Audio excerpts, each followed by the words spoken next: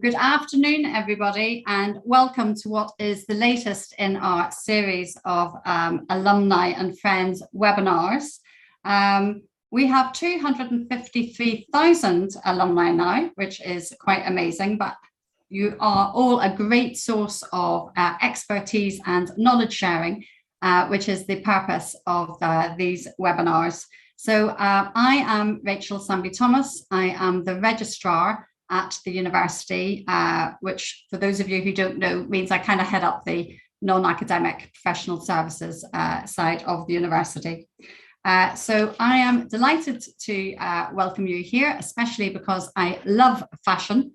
So it's a subject very close to my heart, but I hadn't realized that it was such a large sector of our economy. Apparently it's the fourth biggest sector and it's worth about £2 trillion. And also, of course, as we have a better idea, it has been at the forefront of culture and our society, both here and around the globe for centuries.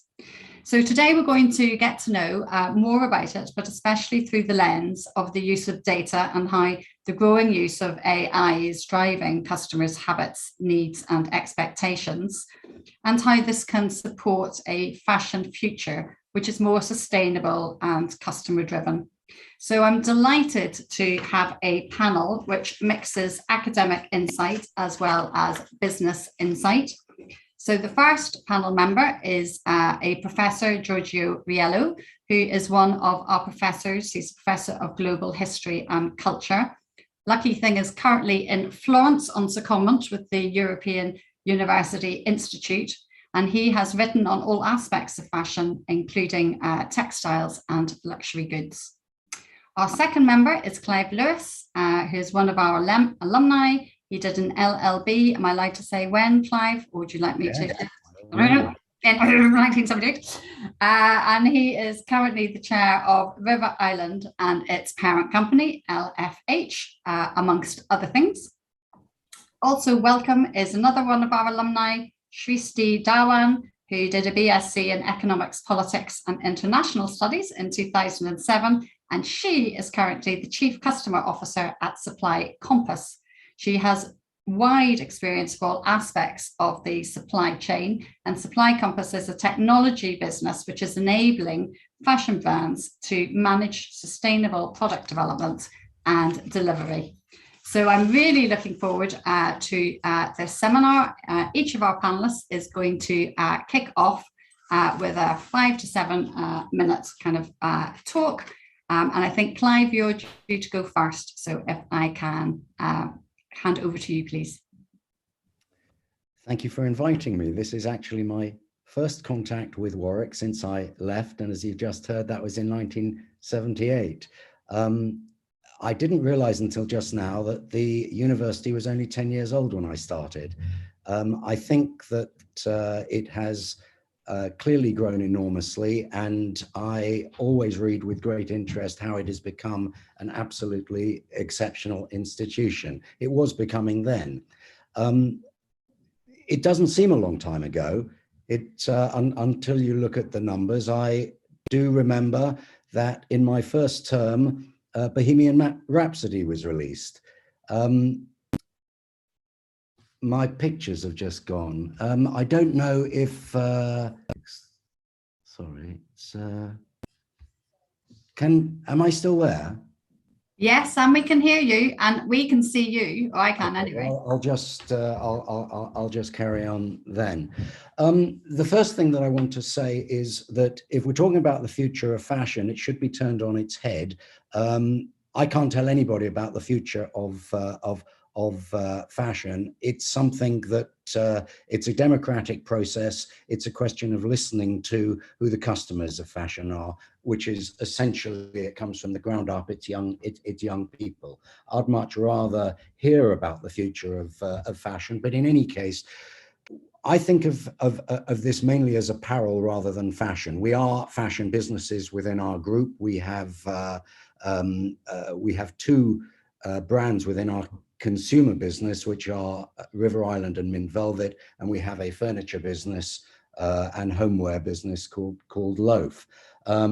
similar in some ways, but very, very distinct in the way that they operate. I'm a business person in fashion. I'm not I'm not a product person, but fashion is a business. The reason I would prefer to say apparel is really how it has changed. If I go back to when I was at Warwick, if you wanted to buy a garment, you would go into Coventry and you would go into one of the specialist high street shops, or you would go to a department store. The idea that we would be sitting here now and the biggest brand in the world is Nike, and you can really describe the whole of the market by three companies: Nike, Inditex, which is the owner of Zara, and LVMH, which is the biggest luxury company in the world. And you could say, well, that really is the market. There are lots of categories and lots of businesses, obviously, that operate within that. But just the fact that we're talking about fashion, and the biggest company is a sportswear company, and the biggest product and the most profitable apparel product, or not apparel, but the biggest product in terms of profit that there's ever been in the history of the world, is the Nike Air Force One. And this would have been an extraordinary concept 30 or 40 years ago. And I do remember when Nike, and again, when I was at Warwick, if you would only wear a piece of sports clothing to play sports in. You wouldn't wear a trainer to go on campus. And when they said that they were going to be in the casual product market, non-sports market, it seemed extraordinary. But they created the category. And I should think that a lot of people listening today are wearing Nike or Adidas or one of the others. So what has happened has been enormous change. And this is something that is going to change again. It's almost inconceivable that we will hit a time when Nike and Inditex and LVMH will be knocked off their perch, but they will. It will happen at some point. And it will happen at some point when a company that perhaps already exists and is very small today actually is better. And in 30 or 40 years' time, perhaps they will. I think most people know that if you look at the largest companies in the world today, probably the top 10, definitely the top 5, with the exception of a single oil company, all of them have been created since I left Warwick. That is the speed of change that happens. And one thing that we can say is it's almost inconceivable when you are there in the middle at the time, but it happens. Our business is a family business. A lot of businesses in fashion and apparel are family. I think of this really much more in using the term patient capital, because patient capital means that you are not exclusive. Well, if you're a private company, you're not going to be looking at quarterly or necessarily measuring yourself even annually. Even though fashion is a business that is short-term by nature of its product, it has to be very long-term in the thinking of the brand and the development of the brand. So for various reasons, it suits being private, and it suits having patient capital able to think long-term.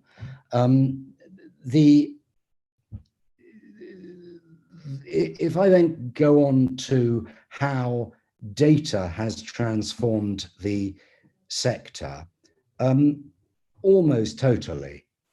There is nothing within a fashion or apparel business, probably any business, I can't think that our business is particularly different from any other, that isn't enabled by data and technology in a different way to even 5 years ago, nor a business where there aren't business improvement projects, huge numbers of business improvement projects that are not driven by data and technology. You don't see it on the surface, but but that is what is happening. I can't imagine, as I say, that the nature of fashion is any different to anyone to anywhere else. But it is constant, and it just never ends, and it's deep into every area of the business. Sustainability is an enormous issue. It's about being ahead of the curve. It's about doing the right things, not just because we know in the fashion industry that customers are going to care about them increasingly, but because they're becoming hygiene factors and you just want to do them. So developing the sustainable business, which isn't just about sustainable products, is probably the most important thing that is going on. And again, this isn't just fashion. This is every business. This is every business around. But it seems to be particularly topical in fashion right now. How am I doing on time? Hello. Hello. Probably need to wrap up a bit. Okay. Well, then I could finish that now. Okay. That was super interesting. Thank you. Thank you. Thank you, Clive. Shristi, can I hand the baton over to you, please? Yes, thank you, Rachel. And thank you for having me here. It's such an honor to be part of this panel. I joined Warwick 18 years ago. And when I was joining Warwick, I was actually choosing between like a leading university in India. And to my mother's despair, I chose Warwick.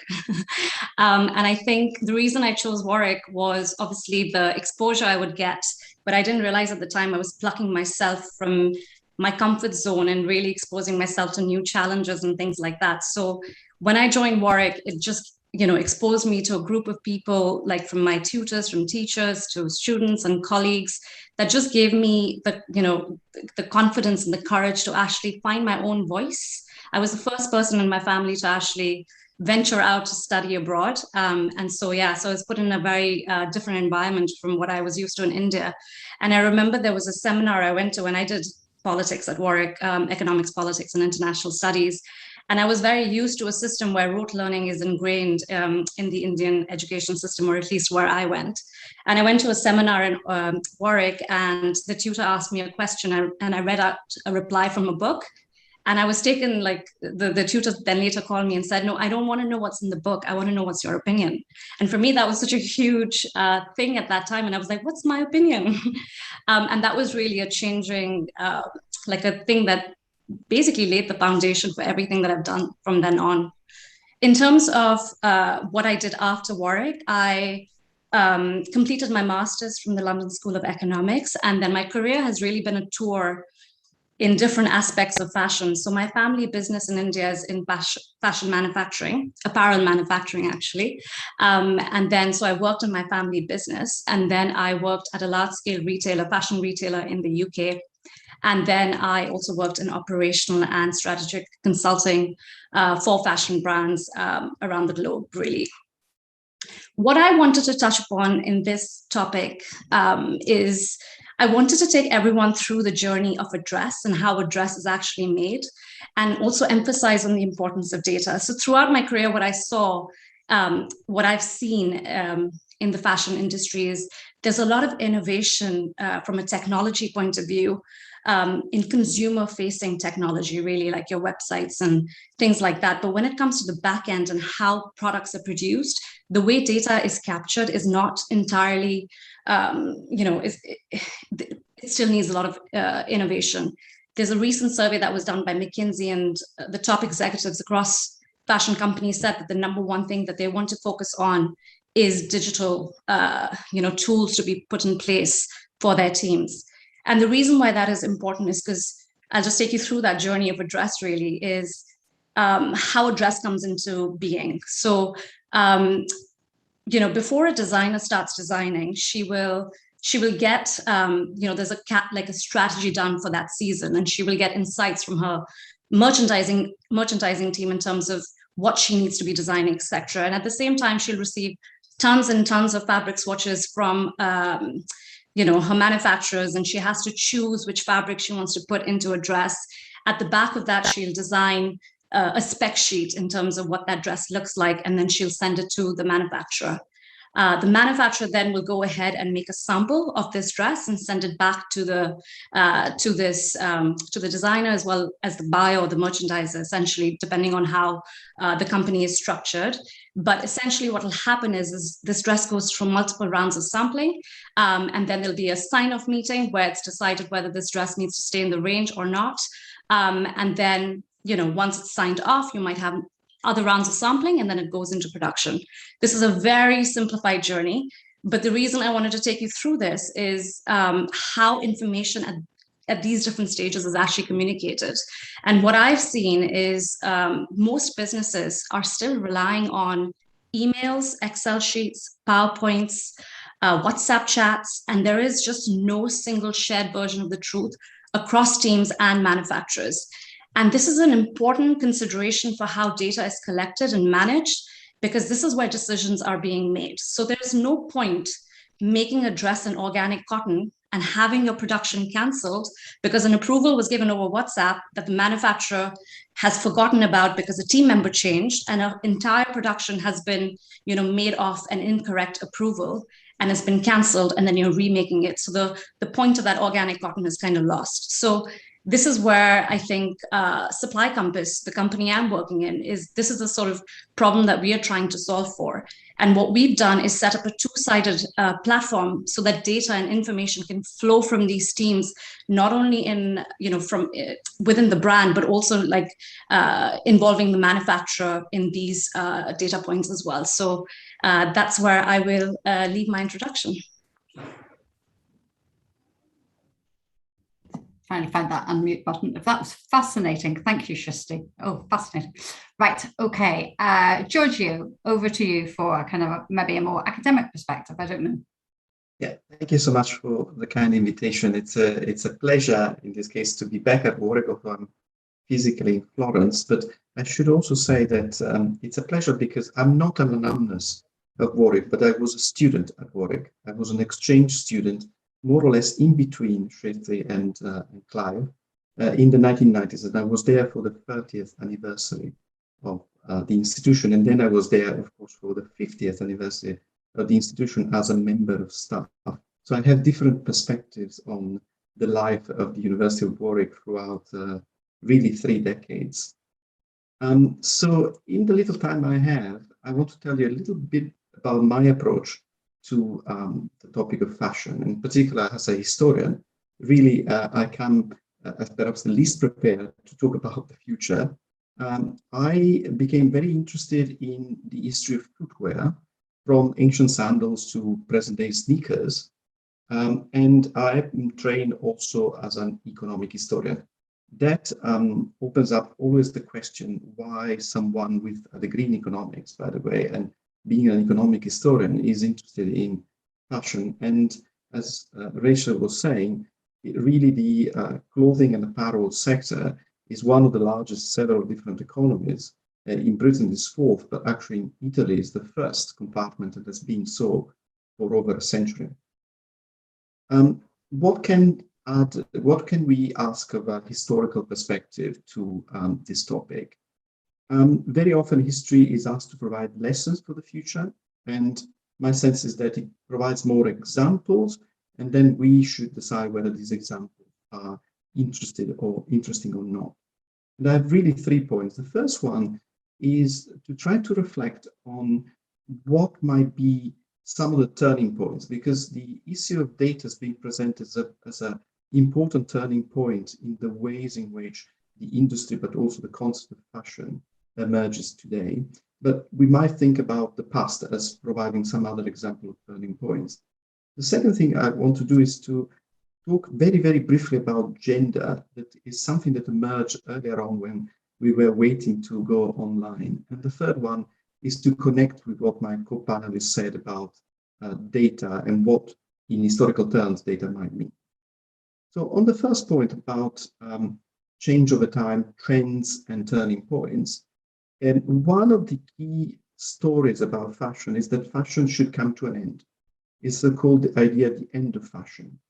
And this, we have seen it over in several different occasions. starting already at the beginning of the French Revolution, the idea that, the state would provide a national dress, and yet soon after the revolution, we see the emergence of neoclassic fashion. The same happened in the First and Second World War. In the First World War, fashion was considered very unpatriotic and therefore had to be limited in order to limit consumption. And yet what followed was the Roaring Twenties. And with the Second World War, of course, you have their utility clothing made to amend. And yet by 1947, here you have a picture. What you see is the emergence of the so-called New Look by Dior that makes enormous use of textiles. And this is very criticized at the time. If we now move to 2020 and 21, of course, we must realize that we have been, during the pandemic, in a situation in which the retail, at least shop retail, has all but stopped in many parts of the world. And yet what we might see is, and here I follow what Clive was saying, the re-emergence of these very large brands as key to the structuring of the market. And also, I wonder if my co-panelists later on might say something about the ways in which smaller producers might have many more problems in accessing data, in particular big data. The second point is parenthesis on gender. We always think that fashion is very female. It has been contextualized in the female sphere. And yet, if you look at historically, it turns out that fashion has a strong masculine aspect in all its history. And this is no surprise because fashion has been for a long time associated not just with appearances, but also with power. And this is evident even in the 20th century. If you think about subcultures and youth culture, that is fundamental to understand today's way in which we dress. Again, these subcultures have emerged out of a male culture rather than a female culture. So today, in a sense, we are reinventing fashion yet again, and the social media, I think, provide yet again a different way, not to think anymore about the divide male-female, but to think about a continuum between the two. And the third point is about data. It's a difficult topic historically because most society have been data poor until very recently. So we prefer as historians to talk about information.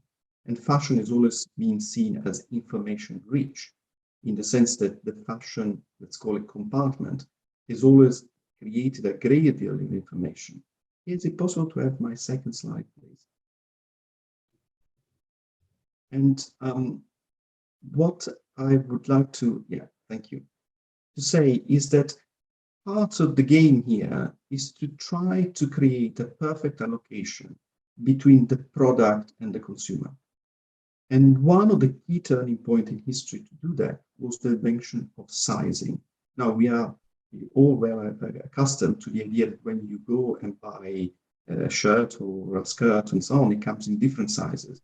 And yet this emerges in the 17th century for the military, first of all, for military footwear, and later on is applied to clothing. And the resistance, as you can see in these late 18th century caricatures, is really quite continuous and over time, because it's the idea that you will enter a shop but you will never find what you need because you will always be mismatching compared to your size in this case or your style and so on. And this has been really a part of a story about accounting, about the creation of sizing, the creation, of course, of ready-made, that is fundamental, but also the idea that there is actually a way of aligning the needs of consumers, the capacity of producers, and of course, also very important is the retailers. If we don't do that, what you have historically is the idea of dumping. That's to say, the production of large quantities of, in this case, clothing, that are not thought clearly for a very specific audience in terms of customers. And in a sense, data emerges, I think, as an important solution to create also efficiency in the market. And I give you an example of why we need efficiency. This data is from the United States, and it is the number of pieces of apparel bought by US citizens In the 1990s, it's 34. In 2007, it's 67. In 2016, it has slightly decreased, but still at 64. And this, to give you a sense in pounds weight, is about 80 pounds a year of clothing bought. That clearly raises for us a problem of sustainability of the system. And to me, the issues of data is not just about profitability, but also of creating a system of production that matches the specific needs of consumers. I'll stop here and I look forward to the discussion.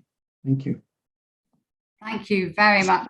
Thank you. Those were such interesting and different talks, and they have given rise to a whole host. I've got 11 questions in the Q&A, which is great. And I have some that were pre-submitted because we asked. So we are not going to run out of questions and good discussions. So I'm going to take the first one first because Mike was first off the ball.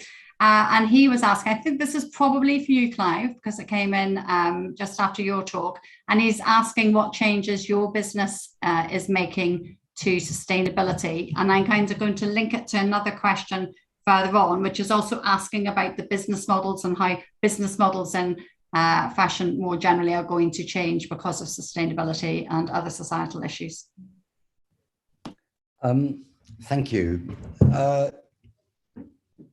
Sustainability is often thought as just about the manufacturing process or the disposal process of product. In our view and all of our businesses, it starts with the way you do business, and it starts with the leadership of the business, and it starts therefore with making sure that you have chief executives and leadership teams for whom the way you do business is top of the agenda. Giorgio just made a comment, and I think his words were something about just about profit, not just about profit. Well, certainly in my view, business isn't just about profit. It can't be just about profit, and it certainly can't be just about profit in the short term. And if you don't have a long-term view about all of the stakeholders in your business, I personally don't think you will ever maximize your profit in any case. I think you've always got to have a view that profit is very, very important. Of course it is. But if it's the only thing that matters in a business, frankly, I don't think you're going to have much of a business. And I don't think in this day and age, you're going to get great people to come and work with you either. I think you've got to be able to have a North Star of values that, even though you operate within flexibility within a framework, is the way I always think about it. But that framework has got to have a North Star of very, very clear values. Otherwise, what are you in business for? So if we look, for example, at one of the things that we did, not just recently, but this is going back 30 years, we co-founded an organization that is Midlands based, that is called New Life. And it is the largest organization in the UK that takes surplus goods from retailers. It started just with River Island, but now it has got a whole load of not just fashion, it's furniture as well. And it sells the surpluses. So it sells it takes millions and millions of units of goods a year, and it sells them, or it disposes of them through recycling. And the money goes to buy equipment for children with disabilities. Now, this isn't new. We've been doing this for 30 years. And if anybody wishes to visit that, they would be absolutely welcome. London Business School students have done a project on it. Perhaps Warwick Business School students would like to do a project of it. Sustainability starts with something like that. It's just got to be vital. I mean, it's such a huge subject that within a couple of minutes, it's not possible to do it. If we just look at the River Island team, the River Island sustainability team is now 15 people. The specialist who leads that, which incidentally reports to the General Counsel, and there is a very, very good reason why things like this should report almost outside of the business or to a professional within the business is because professionals within a business, or at least our business, have got to be can't simply take their instructions and follow the line of the business. They've got to have their independence and their professional independence. So for us, this makes a lot of sense. The work that is going on in sustainability in the fashion businesses that I know about, not just ours, is much more than is talked about. And one of the reasons for that is that I think there is a sense that the way that it started off was attacking fashion businesses. And therefore, people haven't really wanted to stick their head above the parapet until they know that they've really got something. So the journey in order to get better and incorporate sustainable fabrics and manufacturing processes and meet your targets. And in our cases, or River Island, there are 12 very, very clear targets that are being worked towards. So it's a major, major thing, led from the top, right at the heart of businesses. And in all businesses that I know of, doing really, really good things. You've got a vote of thanks about the WBS. I think we might well be taking that one to WBS because it sounds a fabulous scheme. So it's kind of on the same theme of these kind of tensions between kind of sustainability and consumer choice of actually when they can act together. Because you were saying that it's kind of a democratic process, very much bottom up. And given the fact that people generally, and especially the kind of the younger generation coming up, are very concerned about decarbonisation and about sustainability. So how are fashion companies or your company navigating this apparent disparity and the balance to, and balancing the need to decarbonize the value chain against reducing waste? And that's probably both post-consumer and within operations. Do you want to have a go at that one, Clive? And then I might bring Shristi in as well. Well, there is a race on by setting targets and working with the manufacturers all of the way through. I think you're absolutely right. I think that the waste is in the manufacturing process. And incidentally, I know that fast fashion has become a dirty word, and it's sort of now means disposable fashion. It never was. It always was, and to me still is, a just-in-time manufacturing process. And Shristi referred to a process of making a dress that I think a lot of people will still have, but you can see there's an enormous amount of inefficiency in that. There's an enormous amount of inefficiency in the transport, for one, in sending the samples back and forth, where people are going to make changes just because they've got the opportunity, and they shouldn't. They shouldn't. It doesn't actually improve anything, making all of those changes. So the biggest one clearly is waste in the manufacturing process and excess water. And this has got tremendous research and work and money going into improving, reducing water, reducing waste with great success. But I think perhaps we should remember, when we're talking about the disposable fashion, is where you sit in the price chain. A typical pair of jeans, for example, in River Island is £40. In mint velvet, it's over £80. We've never been in the market of selling £5 jeans or £12 jeans or something like that. It's a very, very different thing depending on your cost price and how it works to start off with. Great, thank you. Shristi, do you have anything to add to that? Yeah, I think one of the points that Clive mentioned earlier, which is in terms of how he defines sustainability, and really emphasized on the point that sustainability is how brands do business. Really, that's such an important point, because I think a lot of people have and Clive, you even mentioned the fact that that fashion brands feel attacked, and I think those are both very fair points.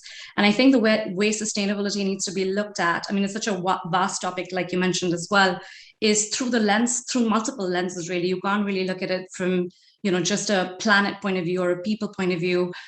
You also need to have profit as an equation, because for fashion brands to exist, that needs to be part of it. But like you also mentioned, around the manufacturing processes where you see a lot of waste, I think there's also something in terms of just the way decisions are made in businesses as well. And I think one of the points I wanted to emphasize here is, some of the KPIs that businesses consider when they're even ordering. So one of the things is the forecasting tools that are used in fashion businesses. So like you'll see a lot of waste because the forecasting didn't work efficiently, right? So you will see overproduction of certain styles, etc., that didn't need to happen. And I think with technology, you'll see better forecasting as well in the future. And I think that does lead to waste. And the second KPI that I wanted to mention here is, is intake margins, really. So that's like looking at profitability from the point of view of price per piece and like the cost of making it and what you're going to sell it at. And I think there needs to be a shift in focus in thinking about net margins and really thinking about the sell-through rates as well. So again, that ties into the forecasting piece. So you're not overproducing, really. And then I think the other piece for retailers to consider from from my point of view is once a consumer has bought goods from retailers, especially at higher price points. Firstly, when it comes to like higher price points, how do we give more accessibility to consumers to really purchase from those brands? And I think what we're seeing is the integration of rental models as well as secondhand shopping within those areas to, lower down the prices and the friction that might take certain consumers into the fast fashion realm. Great, thank you. And it's kind of linked into all of this. There's a great question in the chat from Lord Rooker about material sourcing and asking, for example, whether retailers should be more aware of the source of materials. You mentioned organic cotton, Shristi, when you were kind of talking, but, should they be kind of checking how the cotton was grown? And the example is given of India doing this to avoid cotton grown in China, where slave labor is used. Also been used in the USA, but not aware whether this is happening in the UK or not. Yeah, that's a really interesting question. And I think with material sourcing, I mean, one thing that, like a lot of the brands that I've actually worked with in the past, one of the areas of focus has really been trying to track your supply chain all the way from the farm till the manufacturing unit and then being shipped into the warehouse. But this is a very vast topic, and it's difficult to sort of cover all of it in a short answer. But I think with material sources, there are very different aspects, right? One is where it was grown, where the seeds were grown, etc., and then what happens in the value chain. But before that, there's also a decision being made in terms of what material is being used. And I think in terms of circularity of fashion, that those decisions are really important as well. Like, is this material that I'm sourcing for this particular range, is that even recyclable in the future?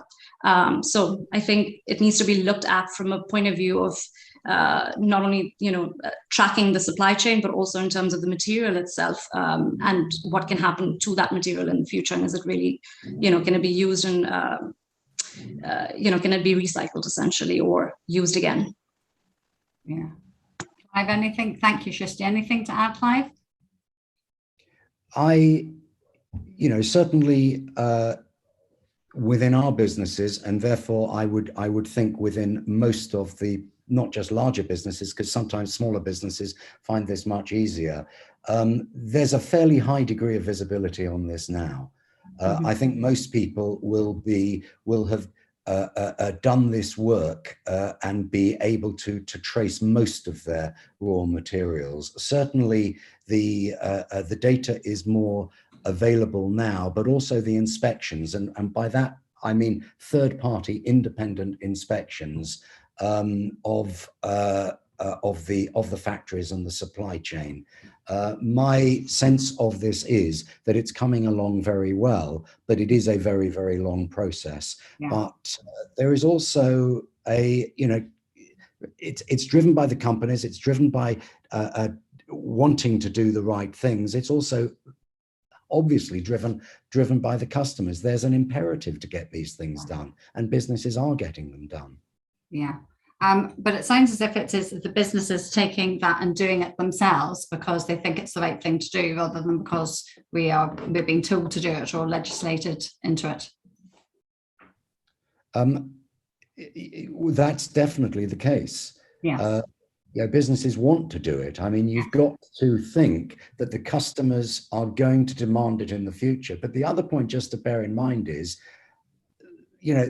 companies aren't anonymous. They're made up of people, mainly young people, who want this to happen. So the idea that they've got sustainability credentials at home and leave them when they go into work, it doesn't work that way. No, I know. I remember having that insight, that kind of light bulb moment that companies have actually made up of people years ago. It sounds so stupid, but actually it is true. So can I kind of wrap a couple of various themes of questions as well, which are kind of more looking at the kind of the mix and how that might change, both post-pandemic, but also, in our current world where climate change, etc., is so prevalent. So it's the online versus in person, it's the pre-loved and manufacturers and retailers, and it's also the small independent providers rather than the big high streets. Where do you kind of see, and I'm kind of mainly looking at you, Clive, though you can't tell, how do you kind of see that mix kind of settling down, or is it possible to tell? I think that it is fast becoming pure play online and online with shops. So I think of our business in a couple of years, our businesses as being online with shops. We absolutely believe in shops, it's our heritage, but we think probably about 70% of all purchases made by shops touch the online sites at some point.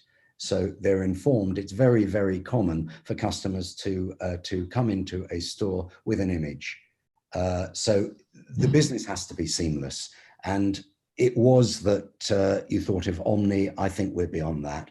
I think you're either pure play digitally native, or you're a digital business with stores. Digital led because you've got to respond to what your customer wants. When I mentioned the three big categories, the other big category is all of the new independents, smaller businesses that have been enabled to get up to speed very, very quickly. You don't have to develop your own systems anymore. You can buy them. You don't have legacy. You can get in there very cheaply. You can be responsive to customers, and you can sell to your channels online. So this is a huge new category, and it's great. All of it is great.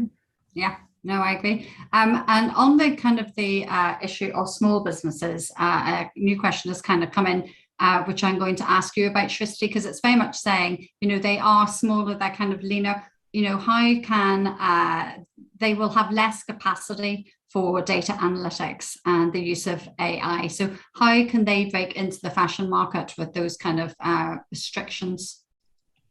I think what's important is to capture the data as step one, right? So you don't need like fancy tools to capture that data. So you should be I've seen businesses use very accessible tools as well online just to see, what they're producing, how much they're producing, and then tracking their supply chains. I think there is responsibility, no matter what the size of the business is, to know what you're doing within your business and to track that data. I think the step one, whether you're a really small business starting out or you're a really large business undergoing a business transformations, journey and adopting digital tools, is like establishing what your data rules are really. And I think every business who's starting out in fashion at this point in time has that responsibility of setting up, the sort of data points that they need to be tracking in supply chains. Great, thank you very much. Okay, so some on a slightly different theme now that have come in. So I find this one fascinating, though they're anonymous, but a question: what role does the fashion industry have to play in the promotion of a healthy body? I'm going to toss that one over to the three of you to see who would like to take that one. Giorgio. Shall I try? Yes. Again, I come as a historian, and I can tell you that the healthy body has always been, in particular, more specifically since the second half of the 19th century, a key concept to fashion. So fashion emerged as a way of beautify oneself in a certain sense, but also align itself to the idea of the performing body. And we were mentioning, Nike earlier. It's not by chance that this is a kind of sportswear label that becomes the largest company in the entire sector. And that, you can go back in time and see exactly how that happens, and the fact that the very informal wear, what we call casual wear, is really comes out of sports like tennis, of course, and we can think about specific brands, with specific tennis players that created brands in the early part of the 20th century, but also other sports from soccer to cricket and so on that have really been very important. Cycling has also been incredibly important to the ways in which dress and fashion has changed, giving, for instance, more possibility for movement of the body. That seems to us a very strange idea, but anyone who has worn a suit with a tie realizes that that's actually the legacy of the 19th century pre-model of the healthy body, is the body to be constrained. So that has changed over time, and we've seen really in the course of the 20th century, particularly in the last 30 years, a massive shift towards this idea that clothing can improve your body, make it healthy. It is a strange idea per se, but I think they're being extremely successful. That was a fascinating answer. Thank you. Either of the other two want to say anything about it, or shall we move on to another one? Because I've got loads. Right, I'm going to move on to another one then. So another one that's come in from Begona is, in your opinion, what is the role that consumers should contribute to a sustainable future? So should they buy less to buy better? And is this something that industry is talking about, or are all the efforts actually on the business side? Clive, why don't you try to take that one? Well, businesses exist for and because of the consumer. So wherever the consumer wants to go, it's the job of business to respond, not necessarily to lead.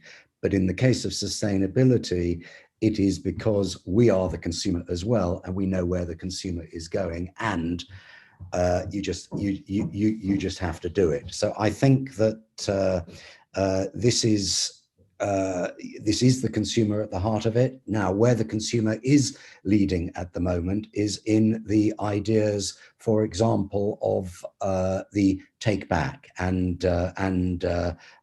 selling what is now nicely called pre-loved. Now that is a consumer led, because people were doing it. eBay enabled people to do it, and they were doing it. And I think this is just a fantastic thing. I don't know how commercial it's going to become, but it's something that customers want to do. I think it is big already, and I do think it will be bigger. Whether there's profit in it is a completely different thing. I don't think it's only about sustainability, though. It may not even be mostly about sustainability. I think it's about the hunt for individual items and just being a smart shopper. But sustainability is clearly a key part of it. And yeah, this has been led from the people who were doing it. And I think businesses have noticed they were doing it and have tried to enable it. And that's what fashion is. I mean, that's how fashion works. Yeah. So as a great lover of pre-loved shopping, I'm very glad when you said that thing about a smart shopper. Yeah. No, I love it. Anyway, another question, which is a slightly, so I might give this one to you, Shristi, because it's kind of got an economic feel to it.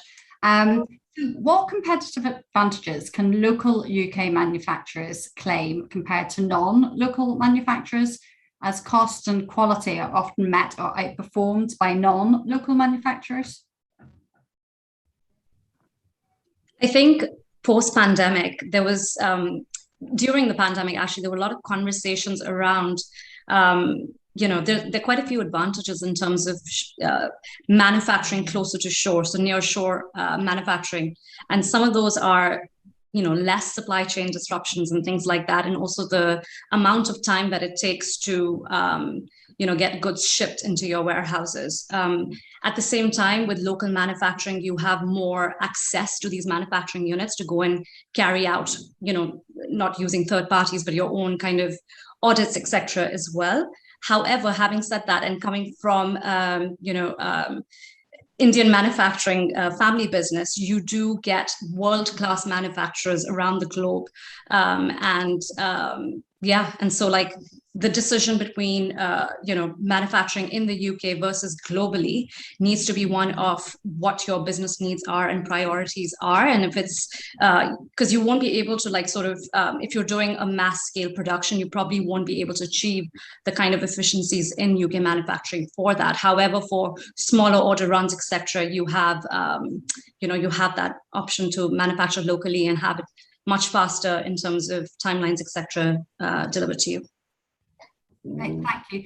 So I'm actually going to slightly shift the emphasis now, because I think you probably have whetted the appetite for many potentially in the audience about trying to see how they can have a career in fashion. So Clive, you had a family business and so did you, Shrishti, but if you're not lucky enough to have a family business involved in fashion, how on earth can you get into it? Because it can seem very impenetrable from the outside.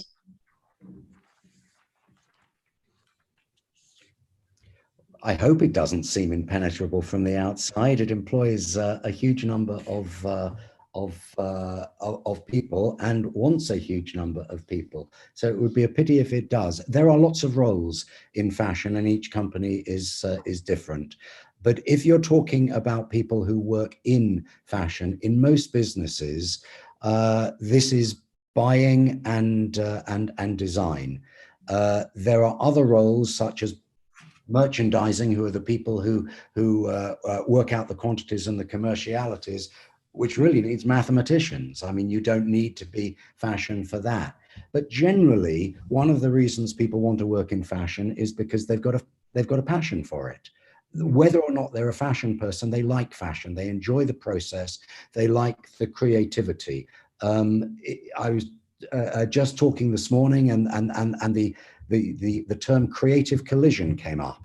You've got to like that kind of thing. It's good. It's good. It's the way that these businesses work. Now, each is different, and most businesses are going to be very, very eager. It just is a question of applying and making sure that you want to be in fashion because you're going to enjoy it, and then finding out how the process of each one suits you.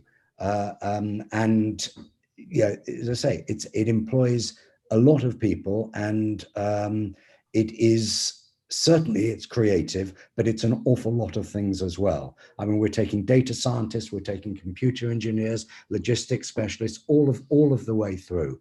But everybody likes the buzz of a fast-moving business. Yeah. Shristi? I think the only thing I would add to that is you really need to first decide what you want to do in fashion. So do you want to work on the product side? And like Clive said, there's so many opportunities even within products. So you have design, buying, merchandising, and all of them require different skill sets. But I think if I was to start my career in fashion right now, I would be thinking about what problems I want to solve. There's a plethora of fashion startups solving very interesting problems, looking for lots of different skill sets from people, with a data scientist background, or, people who've done strategy, or people just creatively interested. I think the first thing in any job that you take up in your career should be the passion that you have for solving the problem that you are actually trying to solve for. So I would say that there are a huge number of fashion startups that have also come up in the last 5 to 6 years, and they will continue to come up and are going to be solving some of the most interesting problems that fashion faces today. So those are very good entry points as well if you are not interested in working in product and want different challenges in your career. Yeah, and we, as you probably both know, we have lots and lots of budding entrepreneurs in Warwick. There tends to be a very entrepreneurial spirit. But if you're not entrepreneurial like me, I mean, how would you go about, just practically, how would you go about, where would you look to find out where you can get you can see the range of jobs, and where do you advertise them? We advertise them internally, so an awful lot of people who are interested are going to be looking at the careers pages of all of the brands, which will have all of their jobs posted there. But additionally, a lot of people just get in touch with the business, and what I would say is what I think happens, what certainly should be happening, is that even if a job isn't available, most good companies will be interested in people who look really good. You've got to know the company. It's no good, you know, these days, I'm sure in any position simply to go in without having done your work. You are marketing yourself to the employer, but a good employer should be interested in you if you are interested in them, and know what they do and know why you want to do it. You know, people want talent and they want creative. I absolutely agree. It is about solving problems. I think that's a really, really good way to put it. And you do get the opportunity to have early responsibility, decision making, and solve problems. Get in touch with the company, get in touch with the companies directly. Everybody is going to post their applications, their job offers. But even if they don't, still get in touch with them. That's a great. I just want to add to that. Completely agree with that. So the job I'm doing currently is through getting in touch with the founders myself. But in terms of just a very practical sort of place to go beyond, you know, the company's career pages, etc., is also Angel List. If you're really interested in fashion technology businesses or startups, that's a good place to find some of those more unique roles and opportunities to sort of solve problems within fashion tech. Great, thank you. Right, I think we probably have time for one more quick question. So I'm going to ask Giorgio this one, and I'm going to ask him with his historical context hat on to predict what the future is going to look like in the next 10 years. It's probably completely unfair, Giorgio, but I'd be fascinated to hear. Yeah, as I said, it is very, very difficult to say where we're going. Of course, you know, we talked about online that fits a certain vision of a part of the market. For instance, the luxury brands have had quite a few problems in embracing the online, and tends to dominate much more the real physical retail space more and more in cities. So it's quite a differentiated picture. We have also a kind of global aspect that we have only touched upon. In particular, when we say, should we buy less? It's a question that we should put globally. It's not just about consumers in the UK or, in my case, in Italy. It has a global relevance. That is a very complicated topic. And I hope it might be a topic for future discussion, perhaps. Yeah, thank you. Listen, I'm going to leave it there. There's lots and lots of other questions, lots of other topics that we could have covered. I think there's probably a whole other seminar in society and health and body image and that lot, because today was very much about sustainability and AI. I have concentrated on those, so forgive me anybody who has put some of the questions which weren't answered, but I think you can just tell by the amount of questions the interest that you have generated in this fascinating topic. So thank you so much, Clive, Tristi, and Giorgio. Thank you everybody for coming. There is a link to feedback, so please, we really, really welcome your feedback. So please let us know what you thought and give us any ideas for future seminars. So thank you everybody, and have a good rest of afternoon.